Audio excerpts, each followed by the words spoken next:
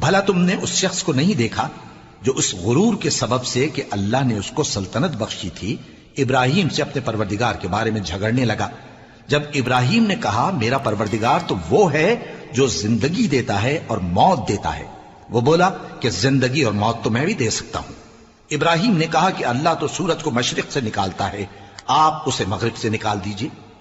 یہ سن کر وہ کافر ہکا بکا رہ گیا، اور اللہ بے انصافوں کو ہدایت نہیں دیا کرتا۔ یا اسی طرح اس شخص کو نہیں دیکھا جس کا ایک بستی پر جو اپنی چھتوں پر گری پڑی تھی گزر ہوا، تو اس نے کہا کہ اللہ اس کے باشندوں کو مرنے کے بعد کیوں کر زندہ کرے گا؟ تو اللہ نے اس کی روح قبض کر لی اور 100 برس تک اس کو مردہ رکھا، پھر اس کو جلا اٹھایا اور پوچھا تم کتنا عرصہ مرے پڑے رہے ہو؟ اس نے جواب دیا کہ 1 دن یا اس سے بھی کم۔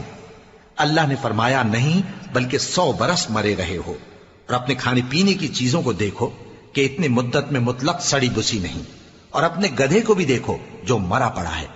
غرض ان باتوں سے یہ ہے کہ ہم تم کو لوگوں کے لیے اپنی قدرت کی نشانی بنائیں، اور ہاں گدھے کی ہڈیوں کو دیکھو کہ ہم ان کو کس طرح جوڑے دیتے اور ان پر کس طرح گوشت پوست چڑھائے دیتے ہیں۔ جب یہ واقعات اس کے مشاہدے میں آئے تو بول اٹھا کہ میں یقین کرتا ہوں کہ اللہ ہر چیز پر قادر ہے۔ اور جب ابراہیم نے اللہ سے عرض کیا کہ اے پروردگار مجھے دکھا کہ تو مردوں کو کیوں کر زندہ کرے گا، اللہ نے فرمایا کیا تم نے اس بات کا یقین نہیں کیا؟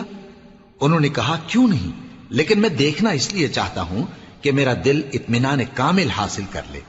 فرمایا کہ 4 پرندے لے لو، پھر ان کو اپنے سے ہلا لو اور ان کے ٹکڑے ٹکڑے کر دو، پھر ان کا ایک ایک ٹکڑا ہر ایک پہاڑ پر رکھ دو، پھر ان کو بلاؤ تو وہ تمہارے پاس دوڑتے چلے آئیں گے، اور جان رکھو کہ اللہ غالب ہے، صاحب حکمت ہے۔